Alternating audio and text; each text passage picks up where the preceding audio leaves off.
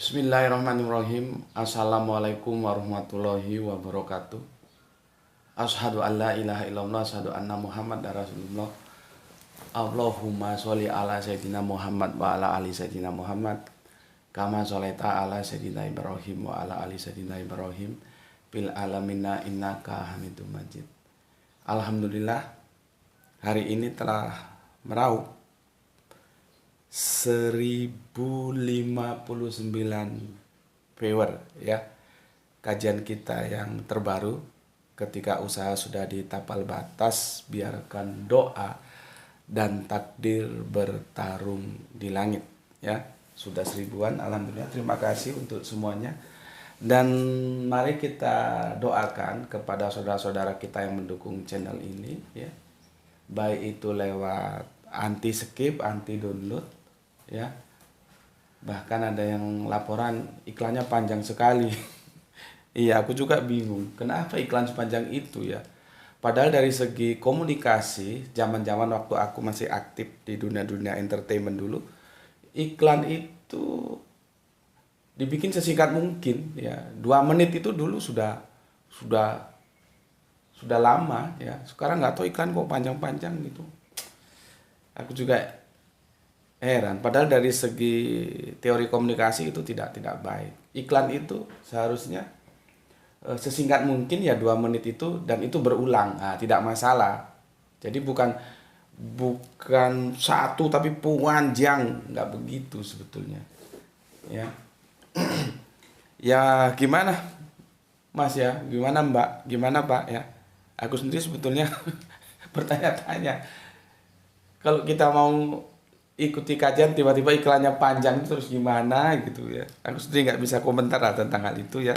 Tapi setidaknya aku ucapkan terima kasih untuk saudara-saudaraku semua yang sudah anti skip, anti download ya, dan terima kasih kepada saudara-saudaraku semuanya yang sudah menyisihkan rezekinya untuk memberikan infak dakwah ya.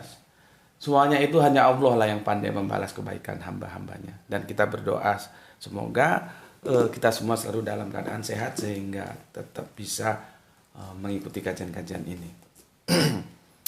Seperti biasa hari Selasa, sehingga aku puasa ini. No coffee but no cry. Jadi no coffee no cry ya. Karena sudah 1000, maka aku coba berikan kajian berikutnya ya. Seperti apa yang aku bilang, aku minta 1000-an lah ya. Nanti baru bertahap. Siapa tahu bisa berkembang ya. Sementara 1000-an aja dulu. Subscribe-nya alhamdulillah sudah mau menuju ke 25.000 ya. Terima kasih untuk kalian semuanya yang telah mendukung channel ini dalam bentuk apapun. Oke. Di samping kalian bekerja, kalian bisa saksikan kajian ini karena ini tidak terlalu singkat ya. Tidak terlalu singkat. Tidak terlalu panjang seperti mana nanti ya ketika kita bahas topik kita yang utama ya. Lanjutan dari ketika usaha sudah di tapal batas, biarkan doa dan takdir bertarung di langit ya, tentang murtad. Itu nanti agak panjang. Kalau ini ringan-ringan saja. Judul kajian kita adalah begini. Benarkah kinerja Yesus buruk? Ya. Benarkah kinerja Yesus buruk? Kita akan menukil Quran surat Al-A'raf ya, surat 7 nomor ayatnya 176. Gitu, ya. Karena kan begini, makanya aku di sini karena santai aja kita ya, nggak terlalu jelimet sih ya. Kemarin kita sudah bilang ini free will ya. Free will itu qadariyah ya. Kalau predestination ya, predestination itu jabariyah. Ya, aku review ya. Free will itu qadariyah. Qadar, menentukan. Jadi kamu menentukan kehidupanmu. Kadar itu ketentuan. kamu punya kebebasan untuk menentukan kehidupanmu. Ini aku review ya. Kemarin kan sudah aku jelaskan ini. Sementara jabar itu memaksa. Kamu dipaksa dalam kehidupanmu. Kamu dipaksa. Ya, dipaksa oleh apa? Oleh Allah. Maka salah satu sifat Gusti Allah yang Maha Agung itu adalah Al-Jabar. Dia maha memaksa, ya, maha memaksa. Jadi dia tidak terpengaruh oleh siapapun karena dia punya otoritas penuh, dia bisa memaksa. Al-Jabar, ya. Maka dalam konteks pemikiran akhirnya free will yang qadariyah itu dan predestination yang jabariyah itu nanti ujung-ujungnya dia itu ke sini, ke hasil. Nampak sini, Le? Hasil itu kinerja, ya. Kinerja itu ujung-ujungnya ke kinerja, ke hasil. Seperti kita sudah bahas kemarin, kapan kita kiamat? Ya tergantung kinerja pendidikan kita. Hasil pendidikan kita tentang Quran itu seperti apa. Baru nanti kalau kinerjanya bagus, hasil pendidikannya bagus, kita akan segera kiamah. Tapi kalau kinerjanya buruk, ya kiamahnya panjang lagi. Ya, jadi kinerja. Oke. Aku ulangi lagi, free will itu yang bahasa pondoknya itu qadariyah, ya. Kalau free will ini bahasa kampus, predestination bahasa kampus, terus bahasa pondoknya jabariyah. Nanti ujung-ujungnya itu kan ke kinerja, ke hasil. Ya. Jadi ada kerja, ada kinerja, ya. Oke. Ini nampak kan ya? Oke. Sini aja, karena kita santai kok ini, ya, sama kalian melaksanakan apa di Sambi, minum kopi lah ya, bisa ini sebelum berangkat kerja minum kopi. Ya. Ada kerja, ya, ada kinerja,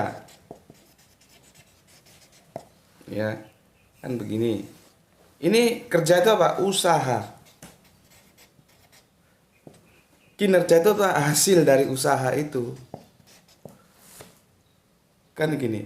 Jadi ujung-ujungnya free will dan predestination itu hasil ujung-ujungnya berbicara tentang kinerja. Ya. Ya, kinerja. Usahanya itu kita melaksanakan secara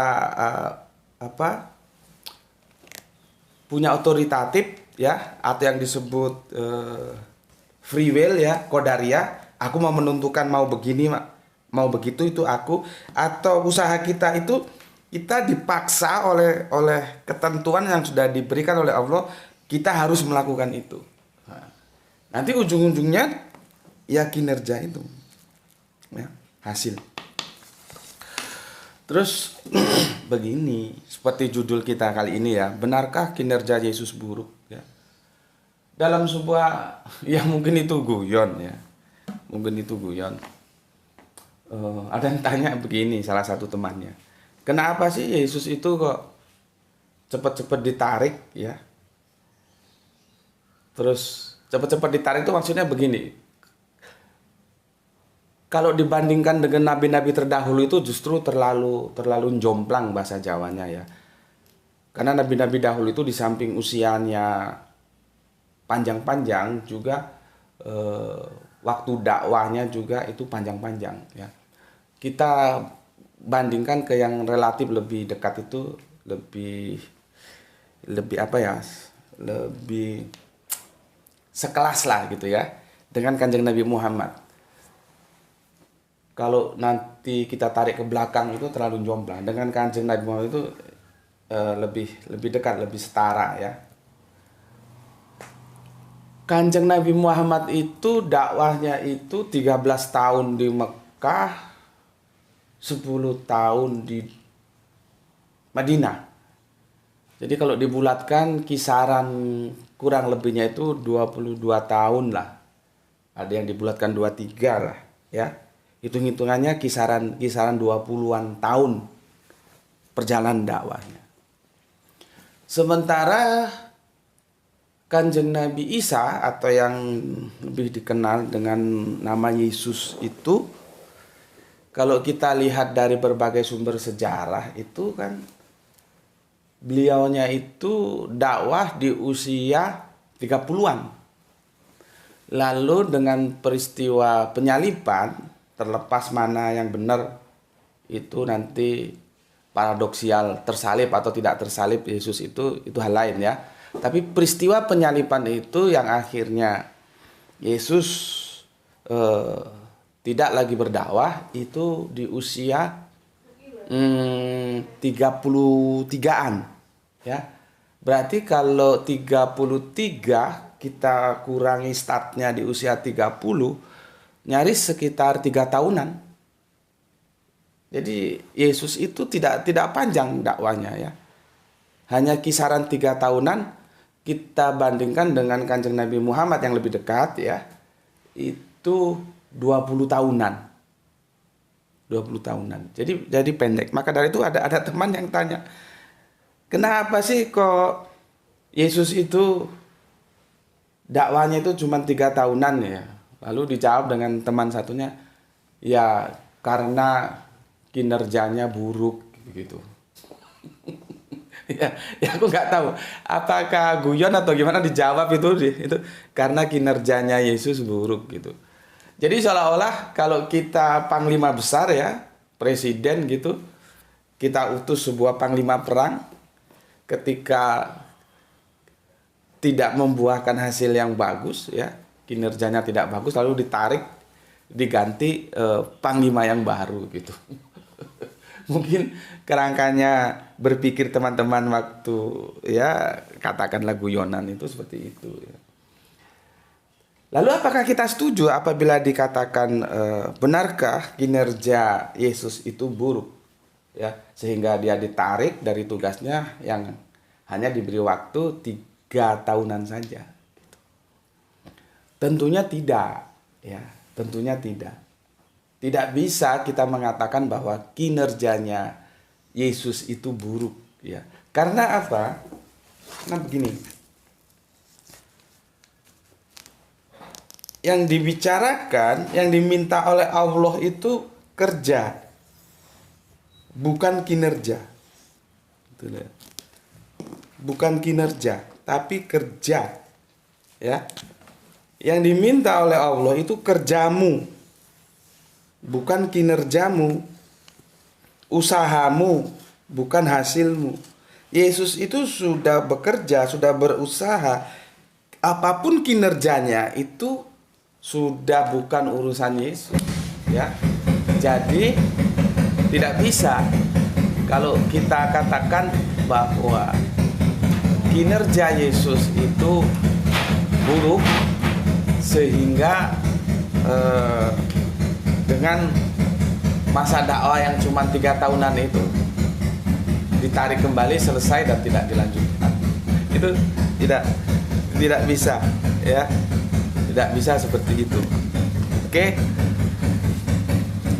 Kenapa sih aku membawa cerita ini sebagai introduction dari kajian-kajian kita? Ya. Karena begini. Ada sebuah pemikiran yang itu langsung diarahkan ke kinerjanya, dan itu salah ya, karena kinerja itu bukan urusan kita ya. Contohnya begini, ini mas-mas, bapak-bapak yang alhamdulillah sama Allah diberikan rezeki ya, sehingga punya mobil gitu ya. Kita lihat di perumahan itu, mobilnya itu selalu di apa namanya itu, dikasih pelindung ya, seperti dikemuli, orang Jawa bilang, diselimuti, ada selimutnya sehingga terbungkus rapi, rapat gitu. Karena apa pertanyaannya? Kok bapak-bapak itu atau mas-mas itu membungkus mobilnya dengan rapat ya? Itu karena cinta dia terhadap mobil itu, sehingga dibungkus rapat, tidak terganggu oleh apa yang ada di luaran. Logika sederhananya begitu. Tetapi yang perlu digarisbawahi, karena rasa cintanya kepada mobil itu, maka diselimutinya mobil itu sehingga tidak tampak dari luar. Yang itu nanti menjadikan mobil itu terjaga ya dari pengaruh-pengaruh yang dari luar. Begitu sebetulnya kerangka berpikirnya. Nah, sekarang kita tarik. Sejauh mana bapak-bapak, mas-mas ini sayang terhadap istri-istrinya? Ya. Sayang nggak? Tentunya sayang dong ya bapak-bapak, ya. Mas-mas sayang terhadap istri-istrinya. Karena apa? Lewat istri-istri itulah kita dikaruniai putra putri ya, kita dikaruniai anak-anak. Ya. Kalau tanpa istri mana bisa kita punya harta. Jadi anak itu termasuk harta, Pak ya. Bayangkan saudara-saudara kita yang lagi diuji sampai sekian tahun pernikahan belum punya putra putri kan ya, kasihan ya. Bahkan hadis Kanjeng Nabi seperti yang aku pernah katakan, walat zamrotun kolbu. Anak itu buahnya hati. Maka hati-hati ketika ngobrol anak kepada saudara-saudara kita yang ternyata hingga sekian tahun usia perkawinannya juga belum dikaruniai anak ya. Kasihan, mereka akan peka kalau kita bicara tentang itu. Jadi harus diksi dan narasinya dipilih supaya tidak ada ketersinggungan. Oke. Kembali lagi, tentunya bapak dan mas-mas sayang kepada istri-istrinya. Masalahnya apakah rasa sayang Anda itu Anda aktualisasikan sebagaimana Anda sayang terhadap mobil Anda?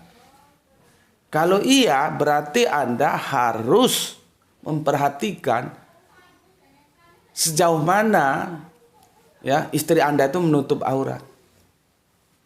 Gitu loh, ya. Kita ambil salah satu syariat aja lah, menutup aurat ya, contohnya. Artinya apa? Lah kalau mobilnya saja ditutupi, masa istrinya nggak ditutupi sih? Kan ya, keterlaluan.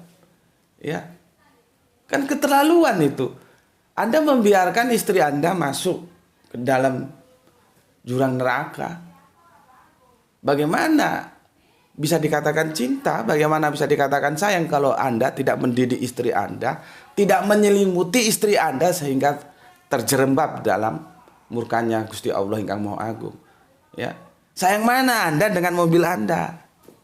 Mobil Anda itu tidak memberikan harta yang paling berharga, yaitu anak tadi itu. Ya paling ditumpahi gitu-gitu aja sih. Ya kan?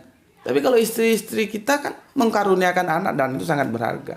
Karena nanti setelah kita selesai, game over, masuk ke dalam tanah yang awalnya di atas tanah, kita mengharapkan doa-doa dari anak-anak kita. Itulah makanya kenapa anak-anak kita harus dididik agama. Gitu ya. Oke. Biasanya ya mereka akan menjawab begini, alah jangankan istri aku ini orang biasa.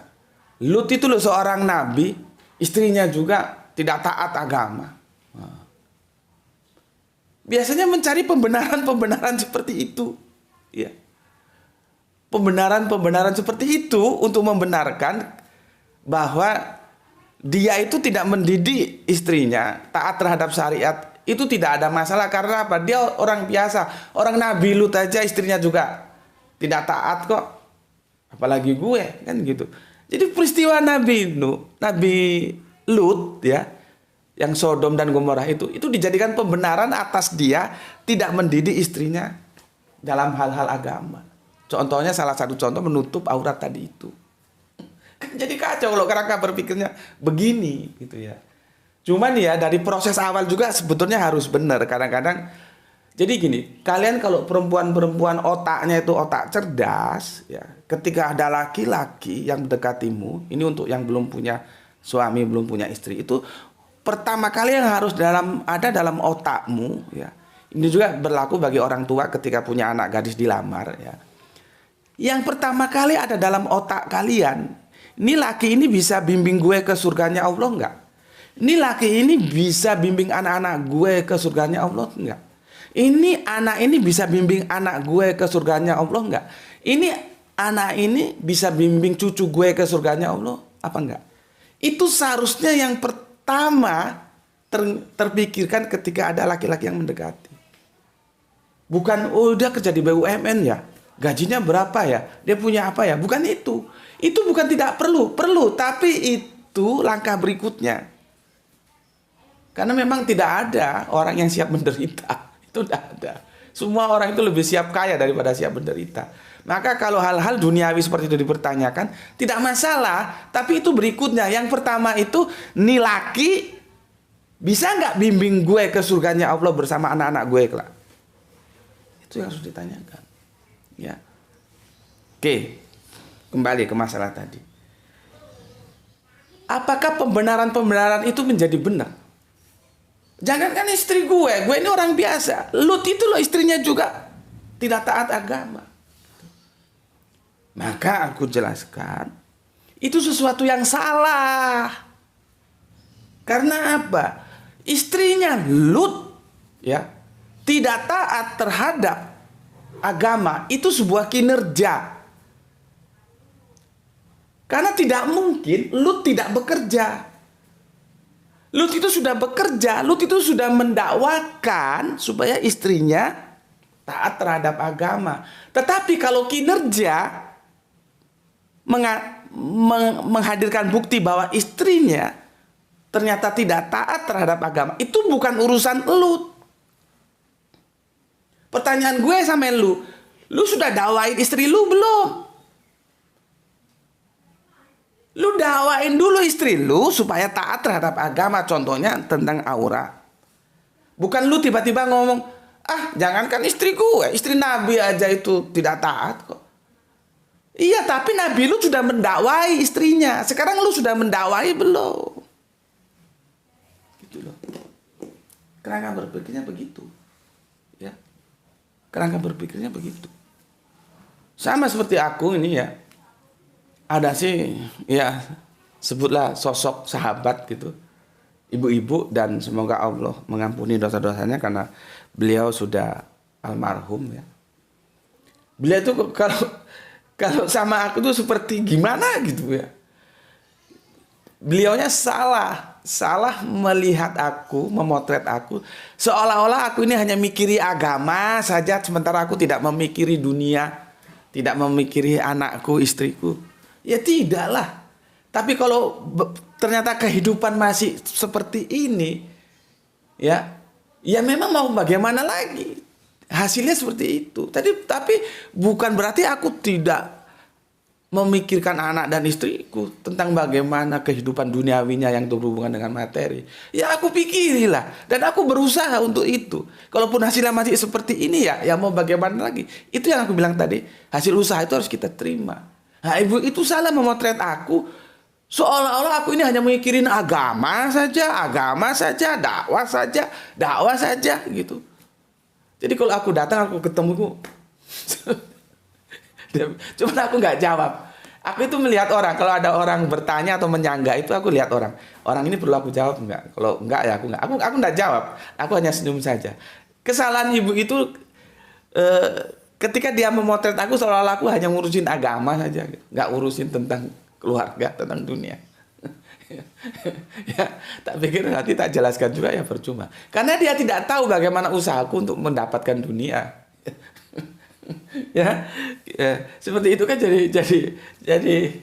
jadi amburadul karena memotretnya salah. Tapi ya biarlah ya. Semoga Allah mengampuninya karena sekarang beliau yang sudah almarhum gitu. Oke, begitu juga ya, karena kami di Arimatea itu seperti jargon yang aku sampaikan kemarin adalah menyampaikan Islam mencegah pemurtadan, dan aku menjaga gawang di bidang investigation ya. Jadi kalau ada kasus-kasus pemurtadan gitu ya, itu aku yang turun ke lapangan. Tentunya aku ada teman ya, dan itu kita dari uang saku kita sendiri. Perjalanan menuju ke tempat lokasi, waktu yang ditinggalkan itu kan dalam investigasi itu ada biaya. Jadi Arimatea itu memang seperti yang aku bilang kurang pandai dalam menghimpun dana untuk operasional dakwah ya. Nggak tahu langkah kedepannya sepertinya mau kita evaluasi bagaimana supaya kita bisa mempunyai kekuatan dana ya. Satu saat aku ketemu dengan teman ya. Dan teman ini tahu Arimatea ya, begitulah namanya Arimatea ya. Mengadakan dialog ya. Jadi sekilas info saja, Arimatea itu sebagai pionir ya. Pionir yang itu terstruktur secara organisasi ya, bukan person to person, mengadakan dialog lintas agama itu Arimatea punya. Sebelum yang lain-lain ada itu, Arimatea ini termasuk pionirnya. Ya. Baru sekarang tumbuh ya, ada Hagia Sophia, ada apalagi itu At-Tauhid, ada lagi Abdullah Wasihan Foundation AWF itu kita ikut senang. Ada lagi KNPA, Komisi Nasional Pemberantasan, KNP apa gitu aku lupa, itu ada lagi. Jadi kita ikut senang dengan tumbuhnya organisasi dakwah seperti itu ya. Karena apa? Tugas Arimatea menjadi ringan gitu loh. Dan itu pun sebetulnya kalau bisa lebih banyak lagi tumbuh organisasi dakwah seperti itu lebih bagus. Karena apa? Kalau dilihat pembagian wilayah antara teritorial Nusantara kita, itu luas sekali, masih kurang lembaga-lembaga yang punya peduli ngopenin kasus-kasus seperti ini gitu ya. Jadi kita ikut gembira dengan, bahkan kita ikut membidani ya berdirinya, ada yang kita ikut membidani berdirinya organisasi dakwah seperti ini gitu ya. Jadi kita merasa welcome saja gitu. Nah, ketika teman ini ketemu di jalan sama aku, ya, dan aku bilang, nanti kita mau ngadakan dialog loh dengan pendeta ini, gitu. Ya. Apa jawabnya? Jawabnya halus tapi menusuk tajam, gitu. Ya, teman kita ini ya cara pandangnya seperti itu ya, nggak apa-apa, kita hormati saja, ya. Jadi menurut dia begini, sudahlah Pak, gitu. Aku masih ingat itu, dia ngomongnya halus. Sudahlah Pak, mereka itu dikasih tahu dan tidak dikasih tahu sama saja, melet. Aku masih ingat. Jadi aku tahu surat yang dinukil itu adalah surat Az-Zukhruf ya, surat 7/176. Ya, surat 7/176. Nanti kita kumpas sekilas ya. Jadi dia langsung berbicara ke kinerja, bukan ke kerja. Sudahlah Pak, percuma Pak dialog. Mereka dikasih tahu, tidak dikasih tahu tetap saja melet. Melet itu dijulurkan lidahnya ya. Dan aku tahu dia menukil Quran surat Al-A'raf surat 7 176 ya. 176 gitu. Terus gimana? Ya sudah, aku diam aja. Oh iya, terima kasih gitu. Aku juga tidak menjelaskan itu. Nah, sekarang sama yang tadi kita kembalikan. Seseorang suami langsung ke kinerjanya aja, ya, tanpa bekerja, langsung mengatakan, oh istri Nabi Lut juga tidak taat agama kok, apalagi aku. Gitu. Iya, itu kan kinerja, tapi kan Nabi Lut sudah kerja, sudah mendakwai istrinya. Masalah istrinya tidak taat itu bukan urusan Kanjeng Nabi Lut. Begitu juga kalau kita nukil ayat ini, ya, kamu lihat. Jadi ayat ini ya, lihat ini ya. Quran surat Al-A'raf ya, surat 7 nomornya itu harus kita mulai dari 175. Baru 176. Nggak bisa langsung ke 176. Seperti kawan kita ini, dia salah memahami ayat. Ya. Lihat. Kita lihat. Ya. Yang 175. Bismillahirrahmanirrahim. Ya. Watlu. Ya. Kata perintahnya apa? Watlu. Watlu itu apa? Ya. Bacakanlah. Kalau yatlu itu baca, yaitu watlu. Bacakanlah. Siapa yang diperintahkan? Ya pada saat ini ya Kanjeng Nabi Muhammad waktu ayat ini turun. Kalau sekarang ya ke kita. Gitu loh. Kanjeng Nabi Muhammad itu perwakilan saja. Kita sebagai penerus Kanjeng Nabi Muhammad, kita diperintah oleh ayat ini. Ya. Watlu, ya, bacakanlah kepada mereka. Jadi Kanjeng Nabi Muhammad tuh diperintahkan untuk membacakan kepada mereka. Nah, dari sini kita tahu kan Kanjeng Nabi Muhammad tuh bisa baca. Kalau nggak bisa baca, masa disuruh membacakan? Makanya aku heran kalau ada orang masih percaya dongeng bahwa Kanjeng Nabi Muhammad itu buta huruf, itu mbok gebleknya itu dihilangi gitu loh ya. Ini teks Al-Quran mengatakan kok, belum nanti di surat Al-Jum'ah itu. Yang buta huruf itu bukan nabinya tapi umatnya. Gitu loh. Jadi umi itu, kita sepakat bahwa Kanjeng Nabi Muhammad umi, tapi cara memahami umi itu seperti apa? Buta apa yang dimaksud itu? Gitu loh. Belum lagi baca itu ada yatlu, ada ikro. Itu sama-sama baca yang bagaimana? Terus karena Kanjeng Nabi Muhammad ma'ana bikori, dibikinlah dongeng Kanjeng Nabi Muhammad buta huruf, disebarkan dan kalian percaya. Orang Al-Quran aja bilang Kanjeng Nabi Muhammad bisa baca kok. Kamu bilang nggak bisa baca. Ini jelas ini. Kan tidak mungkin kalau Kanjeng Nabi Muhammad buta huruf disuruh baca. Tidak mungkin lah. Ya. Perintahnya, dan bacakanlah kepada mereka. Ya. Kanjeng Nabi Muhammad disuruh membacakan, ya, berita orang yang telah kami berikan ayat-ayat kami. Ayat-ayat kami itu bisa kauniyah, bisa qauliyah, ya. Dan itu sudah kita bahas ya, ayat-ayat kami, ya. Aku ulangi, dan bacakanlah Muhammad, maksudnya ya sekarang kita, kepada mereka berita yang telah kami berikan ayat-ayat kami kepadanya. Kemudian dia melepaskan diri dari ayat-ayat itu, artinya tidak taat dari ayat-ayat itu. Ya ini perintah dan larangan tentunya ya. Lalu dia diikuti oleh setan, maka jadilah dia termasuk orang-orang yang sesat.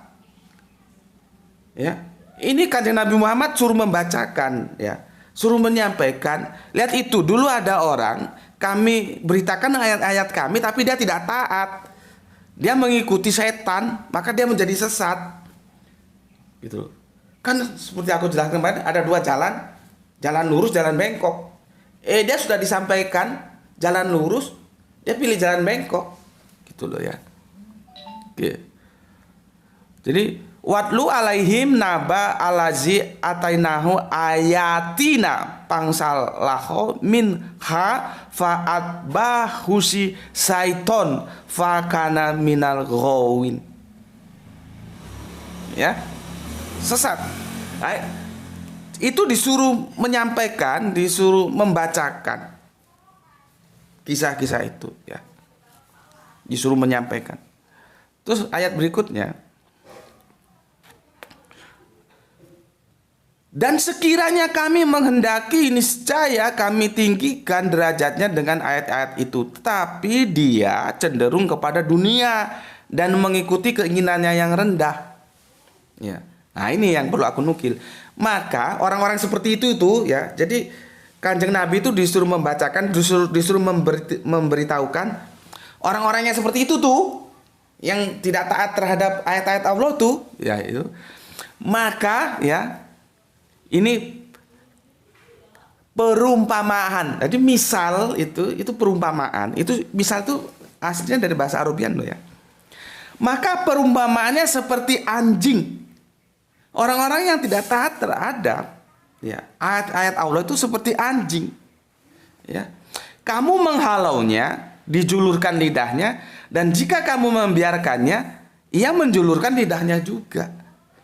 Demikianlah perumpamaan orang-orang yang mendustakan ayat-ayat kami. Maka ceritakanlah kisah-kisah itu agar mereka berpikir. Ya. Oke, kita coba gali ayat ini ya. Kanjeng Nabi Muhammad itu kerja dulu. Ya, walaupun kinerjanya itu dikandani melet, nggak dikandani melet, itu kinerja. Dikasih tahu lidahnya melet, nggak dikasih tahu lidahnya melet. Tapi kita nggak bisa mengatakan, sudahlah Pak, itu didakwai nggak didakwai sama saja. Itu lidahnya melet aja seperti anjing. Iya, masalahnya lu sudah dakwah belum ke dia? Karena kalau kita lihat rangkaian surat Al-A'raf 175-176 itu, Kanjeng Nabi Muhammad diperintahkan kerja dulu. Yuk dakwah dulu. Ceritakan sama mereka, bacakan pada mereka, dakwai mereka dulu. Jangan terus-terus yang diambil cuman ayat 176. Sudahlah Pak. Mereka didakwain, tidak didakwain sama aja. Seperti anjing lidahnya menjulur. Itu kinerja, bukan begitu cara berpikirnya. Lu kerja dulu, kinerja itu bukan urusan lu. Seperti tadi, lu sudah dakwain belum istri lu? Kalau Kanjeng Nabi lu tuh sudah didakwai, ya sudah mestilah orang lain aja didakwai, malah istri sendiri tidak didakwai. Logikanya kan begitu. Tapi masalah kinerja, masalah hasil istrinya Lut mau taat atau tidak terhadap syariat, itu bukan urusan Nabi Lut. Tanggung jawab Nabi Lut yang harus dilaksanakan perintah dakwah. Begitu juga kita. Kita diperintahkan dakwah. Lihat tuh kalimat-kalimat dalam Al-Quran. Kul. Katakan. Itu maksudnya kita sampaikan. Kita disuruh berdakwah. Maka sesungguhnya secara de facto dan de jure, ya, itu harus kita pahami. Ya. Secara de jure itu biasanya secara hukum pendakwah itu adalah ustadz, para kiai ya, yang pakai sorban-sorban gitu ya. Yang kalau batuk itu diatur gitu ya. Kalau gue kan batuk ya batuk aja. Gitu aja. Nggak usah diatur pakai gitu ya. Kalau mau tertawa ya tertawa saja ya. Ya, mau marah saja gitu. Ya. Nah, biasanya secara de jure publik memahaminya ya kiai, ustadz gitu ya. Ulama-ulama, tuan-tuan guru itu yang punya tugas dakwah, sementara kita sebagai orang awam tidak. Itu de jure oke lah ya, terlepas salah atau benar tuh oke lah, de jure begitu. Tapi de facto kita semua itu adalah pendakwah, karena kita ditugaskan sampaikanlah walau satu ayat. Kamu tahu satu ayat, nggak harus hafal Al-Quran, nggak harus hafal juz amma. Satu ayat lu hafal, yang lu hafal itu lu dakwakan. Yang lu paham, tentunya supaya hafal ya, tidak berhenti di situ, harus dipahami ya. Sampaikan, walau satu ayat, sampaikan. Jadi secara de facto kita semua ini diperintahkan untuk mendakwah. Seperti ini tadi, dakwai dulu, baru ngomong. Disampaikan atau tidak disampaikan melet aja. Itu bukan urusan kita. Gitu ya. Jadi bapak-bapak, mas-mas, mbak-mbak, siapapun pewer di sini, Anda berdakwah. Berdakwah itu tidak harus resmi, tidak. Bahkan dakwah terlalu resmi juga kadang-kadang itu jadi kendala. Dakwah yang humanis saja. Ketika Anda masuk jam siang waktunya sholat, ya aja dengan baik ya, tanpa harus mengeluarkan dalil. Nanti kalau didalili juga dia justru lari ya, dikirain nanti kita memposisikan dia sebagai objek dakwah, terus kita sebagai mengangkat diri sebagai ustadz, dan kan jadi nggak enak. Sudah egaliter aja ya, egaliter aja ya. Tiba-tiba kamu di depannya membawa sajadah masuk ke langgar, ke musola tempat kamu kerja, itu sudah dakwah gitu. Kan dia sudah melihat, oh kawan gue bawa sajadah ya, kawan gue masuk ke musola ya. Baru nanti bagaimana tingkat hubunganmu dengan dia, baru dengan dialog. Gitu. Jadi dakwah itu nggak harus seperti ini, seperti ustaz, enggak. Tapi kalau bisa seperti ini, seperti ustaz kiai itu ya bagus juga. Tetapi secara de facto kita semua harus dakwah, dan caranya terserah. Anda punya cara masing-masing seperti itu. Ya. Jadi tidak bisa kita lepas tangan. Oh itu dikatai, kasih tahu nggak dikasih tahu tetap aja melet. Kasih tahu dulu. Karena Allah tidak menuntut kita, dia mau melet mau nggak itu bukan urusan kita. Itu Allah tidak tuntut. Seperti ini. Ya. Ya, seperti ini. Allah itu tidak mempermasalahkan kinerja kita. Yang Allah pertanyakan, lu sudah kerja belum? Tuh. Maka kembali tadi, Kanjeng Nabi Isa, Yesus itu sudah kerja. Ya. Masalah Nasrani akhirnya ditolak oleh orang-orang Israel, sehingga sekarang mereka tetap bertahan dalam Yahudinya, tidak mau migrasi ke Nasrani. Itu bukan urusan Yesus. Itu bukan urusan Yesus. Ya, Urusan Yesus, dia melaksanakan perintah sebagai nabi, dia usaha, dia berdakwah. Hasil usaha, kinerja, apapun hasilnya itu sudah bukan urusan Yesus. Begitu juga kamu usaha saja, kerja saja. Kinerja itu sudah bukan urusanmu. Ini sudah Allah yang ngurus itu. Dan ini tidak dimintain pertanggungjawaban jawab kamu. Yang diminta pertanggungjawaban, you sudah kerja belum?